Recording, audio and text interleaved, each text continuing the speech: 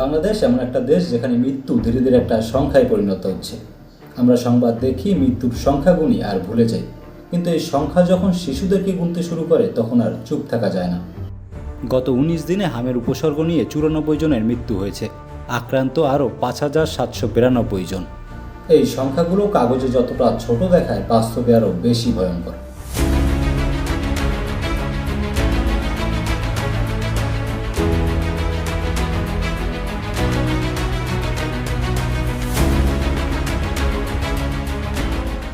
Mymensingh medical college হাসপাতালে গত ১২ দিনে হামে আক্রান্ত হয়ে ৫টি শিশুর মৃত্যু হয়েছে। রাজশাহী মেডিকেল কলেজ হাসপাতালে হামের চিকিৎসাধীন অবস্থায় মোট ১২টি শিশুর মৃত্যু হয়েছে। এর মধ্যে আইসিইউতে মারা গেছে ৯ জন এবং বরিশালে হামে আক্রান্ত হয়ে মার্চ মাসে ৬০টি শিশুর মৃত্যু হয়েছে।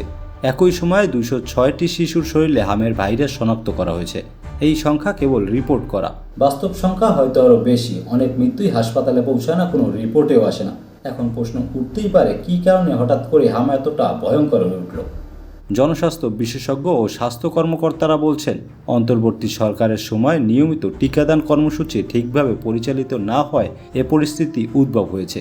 এর মধ্যে উল্লেখযোগ্য ছিল টিকার সংকট দূর না করা। কিন্তু এখানে সব থেকে বড় প্রশ্ন হচ্ছে, যখন টিকা ছিল না তখন ব্যবস্থা কোথায় ছিল? যখন কর্মীরা আন্দোলনে তখন পরিকল্পনা কোথায় ছিল? এবং যখন সংকট তৈরি হচ্ছিল তখন সিদ্ধান্ত নেওয়ার মানুষগুলো কোথায় ছিল? এ বিষয়ে স্বাস্থ্য ও পরিবার কল্যাণমন্ত্রী সরদার মোহাম্মদ শওকত হোসেন বলেন, কোনো সরকার গত ৮ বছরে হামের টিকা দেয়নি। এ কারণে সম্প্রতি হামের প্রাদুর্ভাব বাড়ছে। তবে এ সংকট সমাধানে ৬০৪ কোটি টাকা বরাদ্দ দিয়ে নতুন করে টিকা ক্রয় করা হচ্ছে। কিন্তু এই বক্তব্য নিজেই একটি স্বীকারোক্তি। যদি ৮ বছরের টিকাদানের ঘাটতি থাকে, তাহলে সেই সময় ব্যর্থতার দায় কে নেবে? আর আজ ৬০৪ কোটি টাকা বরাদ্দ দিয়ে কী হবে? যে শিশুগুলো ইতিমধ্যেই মারা গেছে, তারা কি আর ফিরে আসবে? আরও কঠিন বাস্তবতা হলো, এই ৬০৪ কোটি টাকা কি পুরোপুরি স্বাস্থ্য খাতে ব্যয় হবে, নাকি এই টাকার একটি বড় অংশ হারিয়ে যাবে অনিয়ম আর দুর্নীতির অন্ধকারে? কারণ এই বাংলাদেশের মানুষ জানে বাজেট ঘোষণা হয়, কিন্তু বাস্তবায়িত হয় না। মাত্র ৩ মাসে হাসপাতালে হামে আক্রান্ত হয়ে ভর্তি হয়েছে ৫,৭৯২টি শিশু। ২০২৪ সালে এই সংখ্যা ছিল ৬৪ জন। ২০২৫ সালে একই সময়ে আক্রান্ত ছিল মাত্র ৯ জন। আর ২০২৬ সালে এখন পর্যন্ত ৫,৭৯২ জন শিশুর শরীরে হাম শনাক্ত হয়েছে। হাসপাতালে ৬০ থেকে ৭০% শিশুই হামের টিকার বয়স হওয়ার আগেই আক্রান্ত হয়েছে। এই পরিসংখ্যানগুলো শুধুমাত্র মেডিকেল থেকে পাওয়া তথ্য। বাস্তবটা আরও বেশি ভয়াবহ। গ্রাম অঞ্চলের পরিস্থিতি আরও খারাপ। অনেক জায়গায় হামকে নুনটি নামে ডাকা হয়। অনেকে এটিকে সাধারণ জ্বর বা চর্মরোগ মনে করে, ফলে চিকিৎসা নিতে দেরি হয়, আর সেই দেরি হয়ে ওঠে মৃত্যুর কারণ। এর মধ্যে যে সকল শিশু মারা গেছে তাদের অধিকাংশই হামের পাশাপাশি নিউমোনিয়া, ডায়রিয়া সহ নানা জটিল রোগে আক্রান্ত ছিল। রামেন হাসপাতালে হামের উপসর্গ নিয়ে মোট ২৭০ জন ভর্তি হয়েছে। এদের মধ্যে ৩৫ জনের শরীরে হাম শনাক্ত হয়েছে।